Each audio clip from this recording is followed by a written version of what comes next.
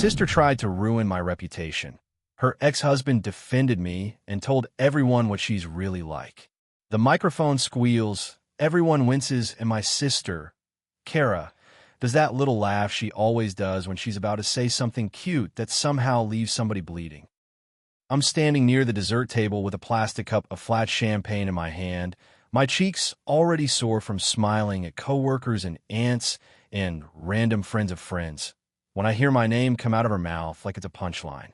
And speaking of family, she says, voice honey sweet, I just want to thank my sister for always being present, even when she shouldn't be. A few people chuckle politely, unsure. My stomach drops, so hard it feels like I missed a step on stairs. Kara's eyes flick straight to mine, and I recognize it immediately. The look she had as a kid right before she blamed me for something she did. Some of you probably don't know, she continues, louder now, like she's giving a confession instead of delivering a toast. But there have been some concerns. At work, in the community, about integrity, about trust. My fingers clamp around the cup until it creaks. People turn toward me like a slow tide, faces shifting from neutral to curious. I can hear my pulse in my ears. Kara lifts her glass and smiles wide. I just think it's important, she says, that we all know who we're really dealing with. I can't move for a second. My body goes cold in that specific way it does when you realize you're not in a disagreement anymore. You're in an ambush. The room blurs at the edges. Balloons for my mom's retirement party. The banner that says, Congrats Lorraine. The buffet line with little silver trays. My manager from the clinic laughing a little too loudly because she thinks this is harmless family teasing. Kara's voice cuts through everything. I'm not going to name names, she says, pretending to be gracious while she absolutely names names. But when someone is telling people they run things around here, when they're sliding into DMs, when they're... She pauses, enjoying it, taking what doesn't belong to them. It's not just a private issue. My mouth opens. Nothing comes out. My throat feels glued shut. I see my mom's face across the room, confused, then alarmed. I take one step forward, and Kara tilts her head like, go on. Make a scene. Prove me right. That's when a chair scrapes loudly behind the first row of tables, and a man I did not expect to see at my mother's party stands up like he's been waiting for his cue. Ben, Kara's ex-husband, doesn't raise his voice at first. He doesn't need to. The room is already holding its breath. Kara, he says, calm in a way that makes every hair on my arms stop. She freezes mid-smirk, eyes flicking to him, and I swear for 1 second she looks genuinely startled, like she forgot other people can speak. This is Mom's night, Kara says, too bright. Why are you even here? Ben doesn't answer that. He looks at the crowd. My mom's friends, my coworkers, our cousins, the neighbors Kara has been charming for years. And then he looks straight at me. Not in a flirty way, not in a savior way. Just steady, like someone finally put a hand on the spinning wheel. She didn't do anything, he says. And if you're going to try to ruin her in front of everyone, you don't get to do it without the truth following you. The air changes. Kara's smile falters, then snaps back into place like a mask. What truth? She laughs. Ben, don't be pathetic. Ben reaches into his jacket, slow, deliberate, so nobody can pretend later that he was aggressive, and pulls out his phone. The truth, he says, is that Kara has been doing this for years. She picks someone, she invents a story, she repeats it until people doubt their own memories. She did it to me. She's doing it to her sister now. Kara's cheeks go red fast, blotchy. You're obsessed, she spits. Ben turns his phone screen outward. I have receipts, he says, and it's the least dramatic way anyone has ever said that phrase. Screenshots, emails, messages you sent me when you were angry and thought you were untouchable. Kara takes a step toward him, voice sharp. Put that away. Ben doesn't. Kara, he says, still calm, you told me, word for word, you're going to make sure everyone knows what kind of person she is because she wouldn't give you money. You told me you were going to call her boss. You told me you already did. A couple people gasp. My manager's laugh dies instantly. My cup slips a little in my hand.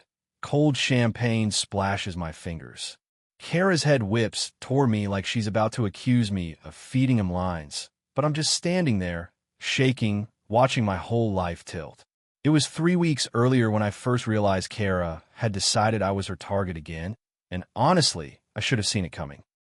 We've always had the kind of sisterhood that looks fine in family photos, but feels like walking barefoot through broken glass in real life.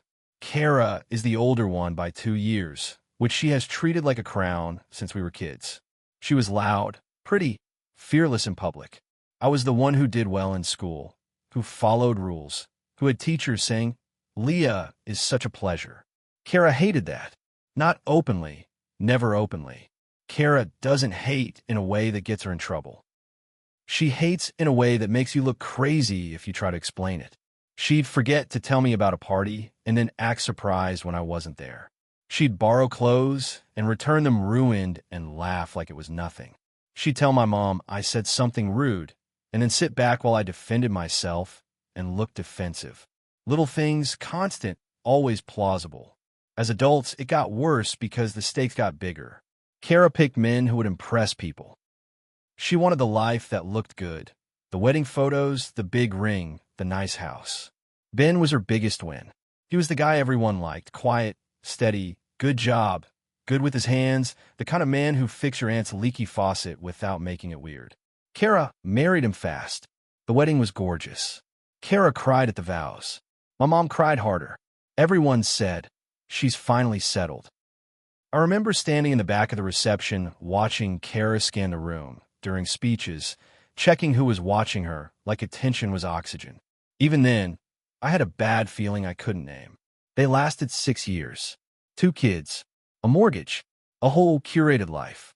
Then suddenly, divorce. Kara told everyone Ben was cold, controlling, emotionally absent. She said she carried the marriage. Ben never talked about it.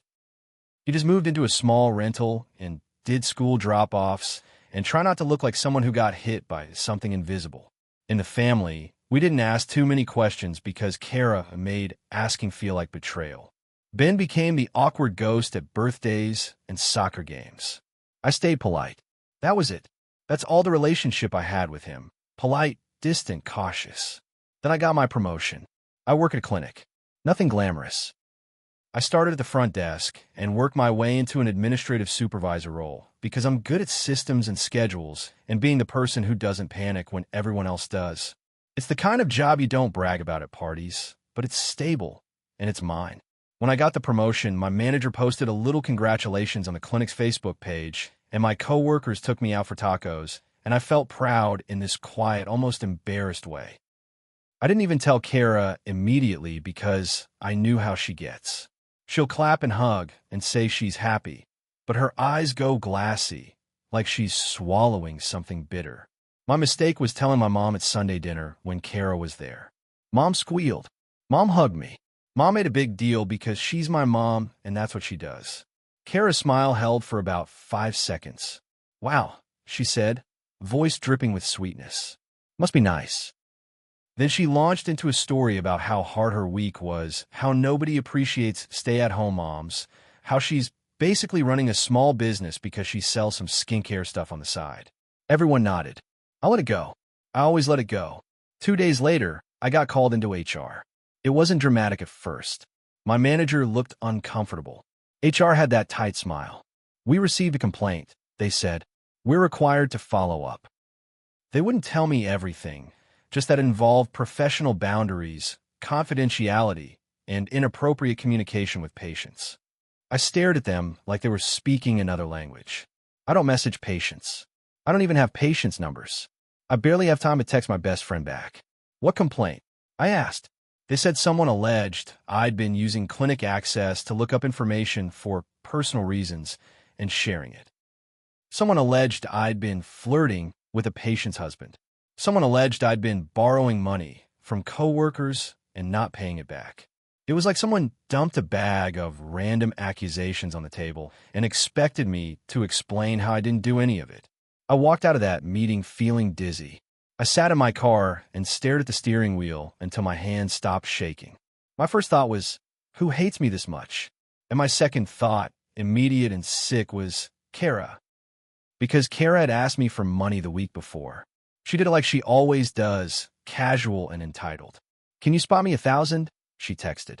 Just until child support hits. I said no. Not because I'm stingy, but because I've given her money before and it never ends. It's always just this once. It's always you don't understand how hard it is. And when I said no, she replied, wow, must be nice to have a cushy job and no responsibilities. Then she didn't speak to me for days.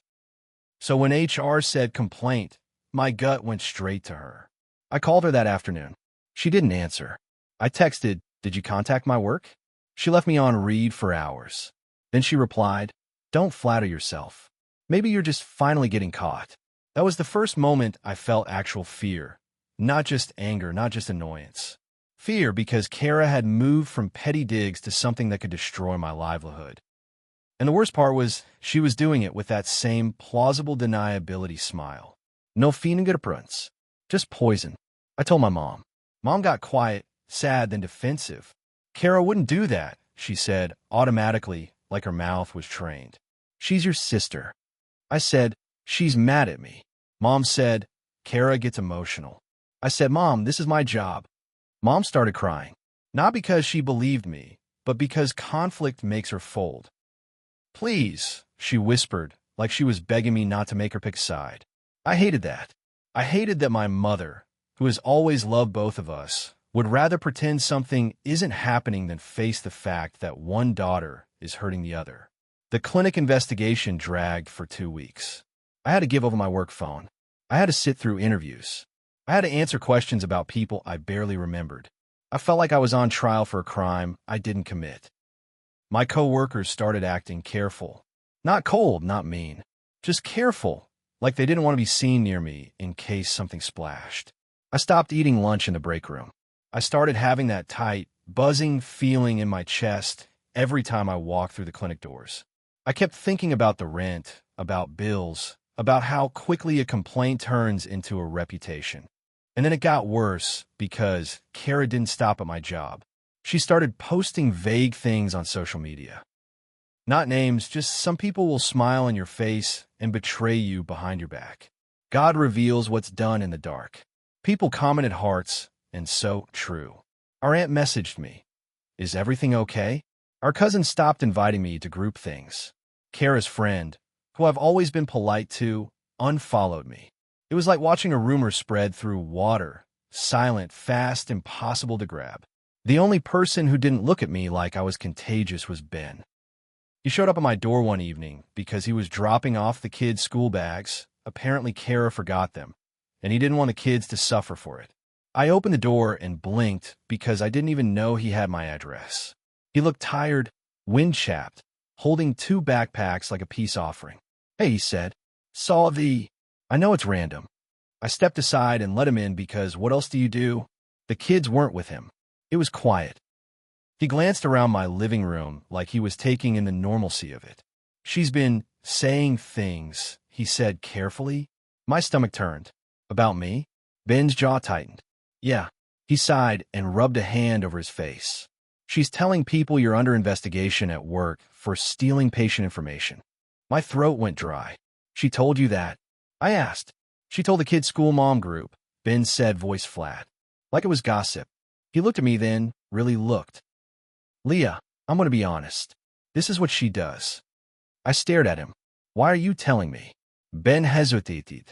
Because when we were divorcing, she tried to do the same thing to me. Called my employer. Told them I was drinking on the job. Told people I hit her. His mouth twitched like he was swallowing something bitter. She didn't file a police report.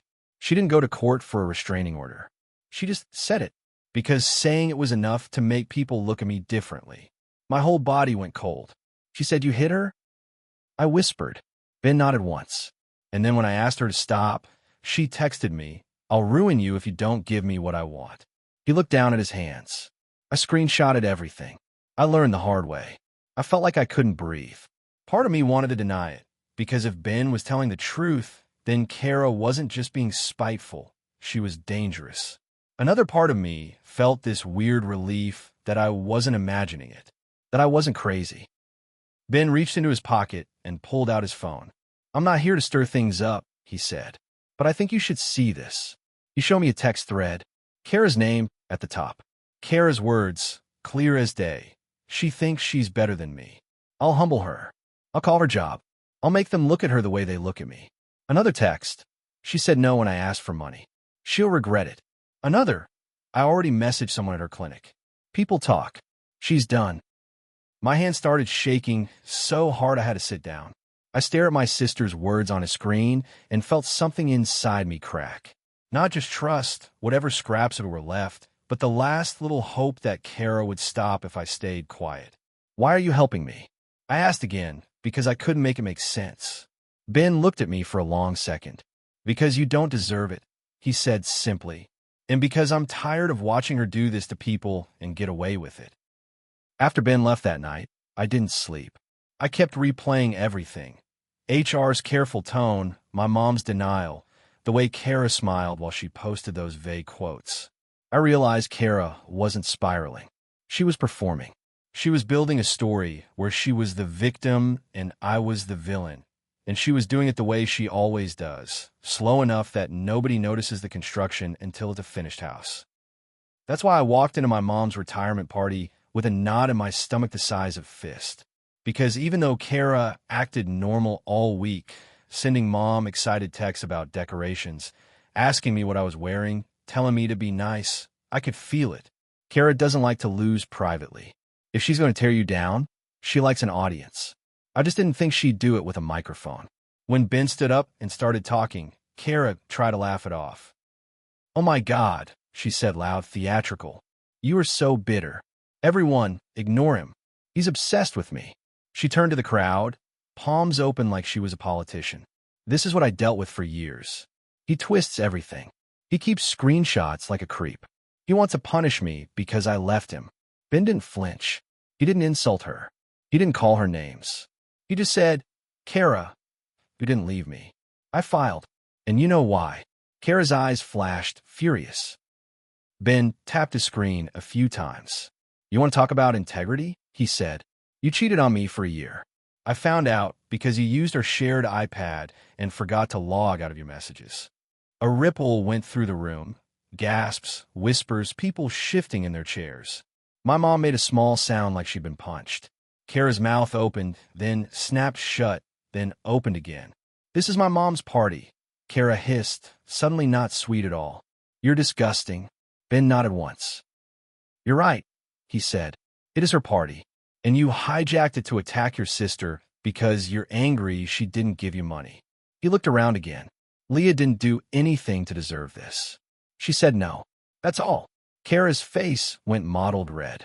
"That is not why," she snapped. "She's been undermining me for years." "Stop," Ben said again, firmer. "You told me exactly why. You texted me." He held the phone up, not like a show, just like a fact. "You said you were going to call her work and make them look at her differently. That's not concern. That's revenge." My manager, who had been sitting at a table near the front, looked like she'd been frozen. One of my coworkers covered her mouth. My aunt whispered, "Oh my God." People started looking at Kara now, not me. Kara looked around and realized the attention had moved, and you could see her panic because Kara can't stand being seen in the wrong light. She tried to pivot. "So what?" she said, voice trembling with rage. "You're all just going to believe him? He hates me. He's trying to take my kids." Ben didn't take the bait. "I'm not taking your kids," he said. "I'm protecting them. And I'm protecting Leah." He pointed, not aggressively, just indicating, toward me. "Because I watched you do this to me, and now you're doing it to her." He looked at my mom then, and his voice softened. "Lorraine, she doesn't deserve this. It's her night." My mom stood up, so abruptly her chair almost fell. She looked like she couldn't decide whether to cry or scream. Her hands were shaking. "Kara," she said, and her voice sounded small. Did you call Leah's job?" Kara's eyes darted. For 1 second, one tiny second, she looked like a little kid caught with a hand in the cookie jar. Then her face hardened into anger. "I didn't call," she snapped. "I messaged someone, because someone needed to know what she's like." She pointed at me. "She's not innocent. She acts sweet, but she's—" "Enough," my mom said louder now. And that word, enough, felt like a dam breaking. "Enough. This is not how we treat each other." My mom's eyes were glossy, Her cheeks flushed, but she held herself upright. Leah is my daughter. And if you tried to ruin her, if you tried to ruin her job, over money, over jealousy, over whatever this is, she swallowed hard. I don't know who you are right now. Kara's face twisted. So you're choosing her, she spat, and the room went dead quiet, because everyone knew what that sentence meant. Kara wanted my mom to reassure her, to smooth it over, to pick the path of least resistance like always. She wanted my mom to say, Kara, honey, let's talk later, and pretend it didn't happen. But my mom didn't. My mom looked at her like she was seeing her clearly for the first time in a long time. I'm choosing truth, she said, and I'm choosing to protect my family from cruelty. Her voice broke. Kara, you need help. Kara laughed, but it was ugly. Wow, she said, shaking her head. You're all insane. She looked around, eyes bright, scanning for allies. Some people looked away. Some looked sad. Nobody stepped in. Nobody defended her. Kara's chest rose and fell fast like she was about to cry, but then she snapped into anger again, grabbed her purse, and shoved past tables. On her way out, she knocked a cup off a table, and it shattered. The sound made everyone flinch. She didn't apologize. She didn't look back. The room stayed frozen for a long moment after she left, like nobody knew what the rules were anymore. My mom started crying quietly, hands over her mouth. My aunt went to her. Someone muttered, "This is awful." My manager stood, walked over to me, and said softly, "Leah, we're going to talk at work." But I'm sorry. I had no idea. I nodded like I could speak, but my throat was still tight. Ben stood there awkwardly, phone in hand, looking like he wanted to disappear. He wasn't enjoying this. That's what hit me. He wasn't smug. He looked exhausted. I walked over to him, my legs shaky, and said, "Thank you." My voice came out thin. Ben nodded. "I'm sorry it had to be like this," he said. "Me too," I whispered, and I meant it more than I meant anything. Because even though Kara brought this on herself, watching my mother's face as she processed, it felt like watching someone's heart bruise in real time. The fallout wasn't clean. It wasn't one of those stories where everyone immediately sides with you and the villain storms off forever. Real life is messy, eh? In the days after, Kara texted me long messages alternating between rage and tears. "You turned Ben against me. You always wanted me to look bad. How could you do this to Mom?" Then I was just stressed. I didn't mean it. Then you deserve it. I didn't reply. I blocked her after the third message where she implied I ruined her life by not covering her lies. At work, HR closed the investigation. They never said, "We believe you," because HR doesn't talk like that, but they said there was no evidence of wrongdoing. My manager apologized privately. My coworkers slowly stopped looking at me like I had a secret. But the hardest part wasn't the clinic or the gossip. It was the way my family shifted. Some relatives called Kara troubled and wanted to pray about it. Some wanted to pretend it didn't happen. A couple messaged me saying I should be the bigger person because she's still your sister. The same old script. But my mom changed at least a little. She started asking questions. Not accusing ones. Real ones. Has Kara done this before? How long has she been saying things? What did I miss? She sounded broken when she asked, like she was grieving the daughter she thought she had. I didn't know what to say except the truth. I've been dealing with this my whole life. I just didn't have proof before. Ben and I aren't friends now. We're not suddenly close. We're just connected by this bizarre, painful thing where we both saw Kara's patterns from the inside. The only time I've spoken to him since the party was when I dropped off a Christmas gift for the kids. His kids, my niece and nephew, and he opened the door looking tired and said, "You doing okay?" And I said, "Yeah," even though my voice shook, and he nodded like he understood anyway. What I keep thinking about, late at night when the adrenaline fades, is how close she got. Kara almost made me doubt myself. She almost made other people doubt me. She weaponized the fact that most people would rather believe a vague scandal than sit with the discomfort of admitting someone they like can be cruel. She relied on the same thing she's always relied on: people's politeness, people's discomfort, people's fear of conflict. If Ben hadn't stood up, I don't know what would have happened. Maybe I would have tried to defend myself, And Kara would have smiled that smile and said, "See? She's so defensive." Maybe my mom would have begged us both to stop, and everyone would have left with that itchy feeling like they witnessed something ugly but didn't know what it was. Maybe my reputation would have stayed questionable just long enough for it to stick. Instead, for once, Kara's story ran into someone who had already lived inside it and knew where the traps were. I hate that it took a public blow-up at my mom's retirement party for people to see it. I hate that my mom's big night will forever have this stain on it. I hate that my niece and nephew are caught in the middle of adults acting like landmines. But I also feel something I didn't expect: relief. Not the happy kind, the exhausted kind. The kind you feel when you've been holding your breath for years without realizing it, and suddenly you can exhale. Kara wanted to ruin my reputation because she couldn't control me. She wanted me to pay, to apologize, to fold. And when I didn't, she tried to make the world punish me for her. The worst part is, if you ask Kara today, she'd probably still say she was the victim. She'd still tell people she was betrayed. She'd still paint Ben as bitter and me as jealous. She'll find a new audience eventually. She always does. But at least now, the people closest to me saw the real version of her for one clear moment. No filters, no vague posts, no concerns. Just a sister with a microphone trying to cut me down, and the one person in the room who knew her best finally saying, calmly, in front of everyone, "Stop. That's not the truth."